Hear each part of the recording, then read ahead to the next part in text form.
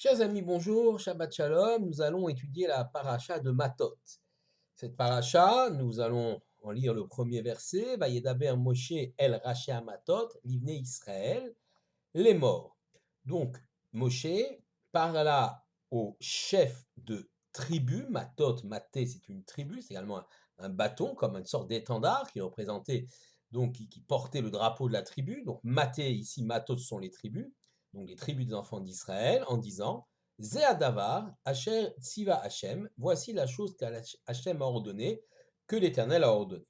Deuxième verset Ish ki idor neder l'Hachem, lorsqu'un homme prononcera un vœu en faveur de l'Éternel, o ishava shevoa, où il fera un serment, le esorissar al nafsho, ou de s'interdire quelconque interdiction à lui-même, donc une interdiction que la Torah ne demande pas, lo yachel devaro, il ne doit pas profaner sa parole, kol yotse mipi viase, tout ce qui sort de sa bouche, il devra l'accomplir. La suite d'ailleurs des versets parle des différents engagements, neder, vœux, promesses de dons et autres engagements qui peuvent être faits par les uns et les autres, par les hommes, par les femmes.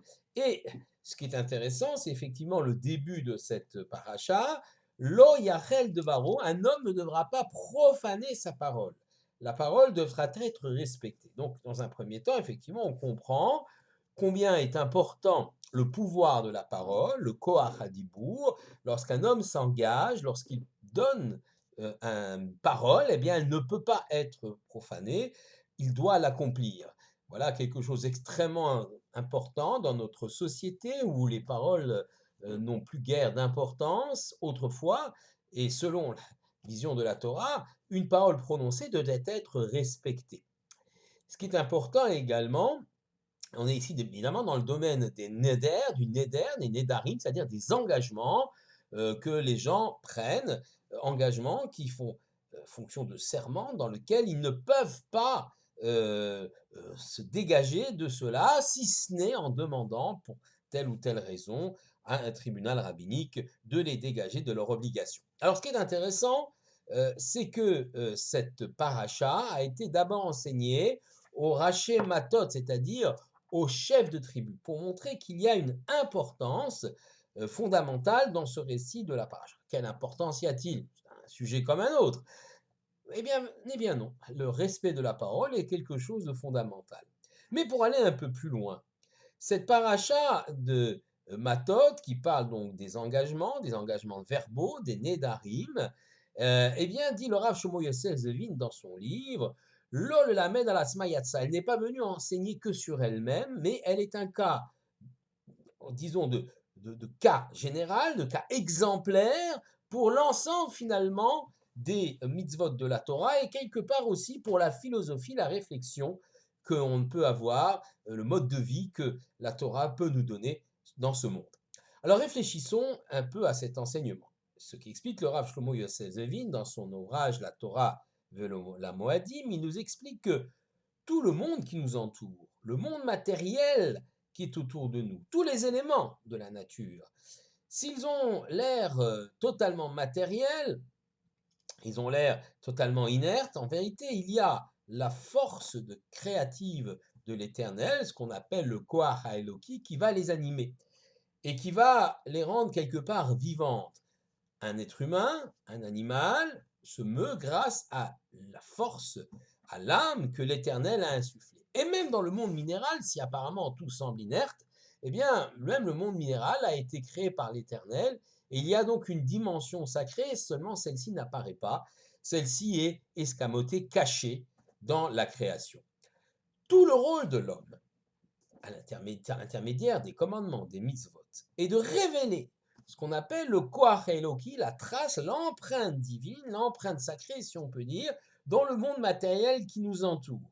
Et pour cela, il nous a été donné d'accomplir un certain nombre de mitzvot, un certain nombre de commandements qui permettent effectivement de révéler cette dimension spirituelle, cette dimension divine, ce Koach Eloki dans le monde matériel qui nous entoure. En d'autres termes, Le judaïsme n'est pas du tout pour une séparation du matériel et du spirituel. On ne recherche pas Dieu en s'évadant ou se coupant totalement de la réalité de ce monde. Par contre, on arrive à trouver des traces de l'empreinte de la création, telle que Dieu l'a voulu, dans le monde même qui nous entoure, et on arrive également à conférer une dimension sacrée même aux éléments naturels. Je m'explique.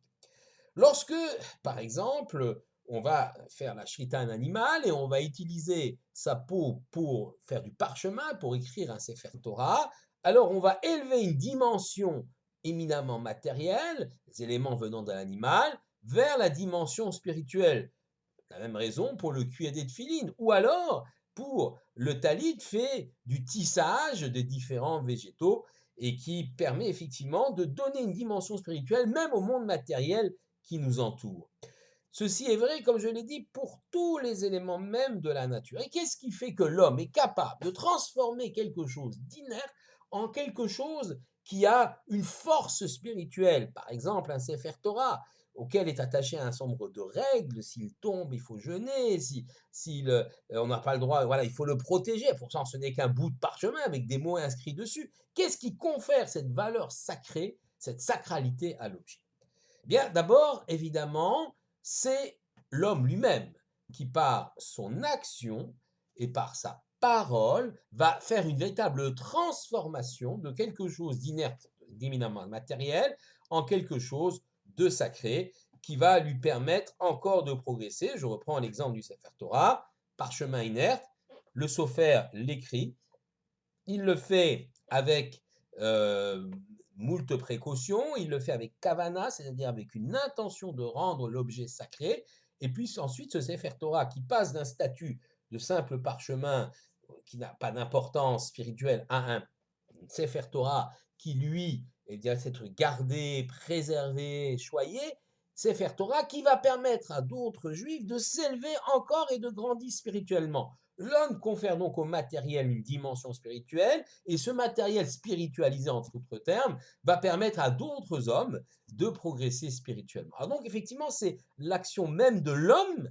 qui permet cette transformation. Mais c'est aussi la force divine, si on peut dire, le Koach Eloki, le fait que tout ceci a été créé par Dieu au départ, cette force qui anime le monde, qui fait que effectivement cette force-là ne demande qu'à être révélée. En d'autres termes, il y a une sorte de rencontre, de conjonction entre l'acte humain qui transforme l'objet inerte en un objet qui a une capacité de mitzvah, une capacité de spiritualité, et effectivement ce qui permet cette transformation, c'est-à-dire que niché au cœur de la matière, il y a cette force divine, ce Koach Eloki, qui permet l'action de l'homme, qui va catalyser quelque peu l'action de l'homme. D'un cuir inerte, on aura des tefilines, et lorsqu'un homme posera des tefilines sur sa tête, il sera transformé. L'objet lui-même va se transformer, va transformer, pardon, l'homme qui le porte. Donc, c'est extrêmement intéressant, cette vision des choses, et dans notre sidra, ici, il s'agit de la parole. Alors, on a dit que l'acte, effectivement, permet de transformer les choses, le sophère avec le Sefer Torah, le fabricant de tefilines, mais aussi la parole peut être capable de conférer une dimension spirituelle même aux choses inertes, au monde qui nous entoure. C'est le cas ici, effectivement, d'un homme qui va consacrer tel et tel objet, par exemple, l'offrir au Beth Amikdash par sa parole au temple de Jérusalem. Cet objet va devenir sacré, il ne pourra pas profaner sa parole. Donc effectivement, on nous montre que même par le Koach Hadibour, par la force de la parole, l'homme est capable de transformer les choses. Et c'est pourquoi, effectivement, cette sidra, cette paracha est emblématique. Alors, donc, effectivement, on a compris que la parole ou l'acte permet de transformer quelque chose d'inerte, de quelque chose de matériel, éminent matériel, en quelque chose de spirituel, un objet sacré qui permet à d'autres hommes, ou même hommes, ou à d'autres hommes eux-mêmes de progresser, le Sefer Torah, les tefilines, le talit, enfin tout autre objet de mise, le pain du Shabbat, le vin du Kiddush, on pourrait multiplier ici les exemples. Mais attention, il faut faire très attention quand on manipule ce genre de notions. Il ne faudrait surtout pas que l'on considère que l'objet sacré devienne un objet magique qui protège ou qui fait progresser à lui seul. Et le risque est grand. C'est le cas de toute religion qui utilise une base matérielle.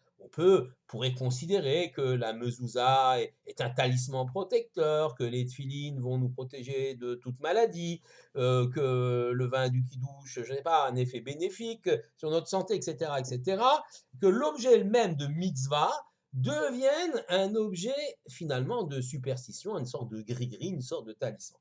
C'est pourquoi il ne faut jamais perdre de vue que l'objet du mitzvah est un moyen d'élévation spirituelle, mais c'est l'effort de l'homme, par son étude, par la bénédiction d'ailleurs qu'il prononcera. Tiens, encore la force de la parole, la bénédiction qu'il prononcera, par exemple, avant de mettre les tefilines ou le talit, ou la bénédiction sur le kidouche, c'est donc l'investissement de l'homme qui confère la sacralité des choses, et cet investissement, il est possible parce que Dieu le lui a ordonné. L'homme est donc le messager de Dieu, le chaliard de Dieu, l'associé de Dieu dans la création. Et c'est ça qui donne une dimension sacrée aux choses. Et ce n'est pas la chose en elle-même qui a une quelconque sacralité. C'est très important de dire cela parce que cela empêche toutes les dérives vers une sorte de superstition dans laquelle, effectivement, l'objet de mitzvah ne serait plus vu comme un objet qu'on a transformé et qui permet de progresser, mais comme un objet protecteur de par lui-même. Et là, évidemment, tous nos rabbinim, et à commencer par le Rambam, Maïmonide,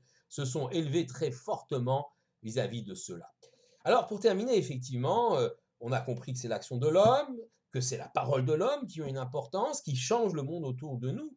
Et ceci montre combien aussi la force des générations passées peuvent nous aider. Prenons l'exemple d'une synagogue. Alors, on est toujours ému quand on va dans une synagogue ancienne, comme ça, il y a même des villes où il n'y a plus minyan, et pourtant on ressent quelque chose. Alors, est-ce que le bâtiment, est-ce la beauté du bâtiment certaines sont très belles, mais certainement, c'est beaucoup plus fort que cela. Ce sont les prières imprégné, qui ont imprégné les murs de la synagogue, qui de façon immatérielle vont nous porter, comme si les générations précédentes nous portaient, et à nous-mêmes, effectivement, d'effectuer notre part, j'allais dire, d'ordonnancement du monde, d'introduction de spiritualité dans le monde matériel, pour que les générations d'après puissent bénéficier de tout ce que nous avons construit et qu'elles puissent poursuivre cette merveilleuse aventure du peuple juif. Shabbat shalom à tous.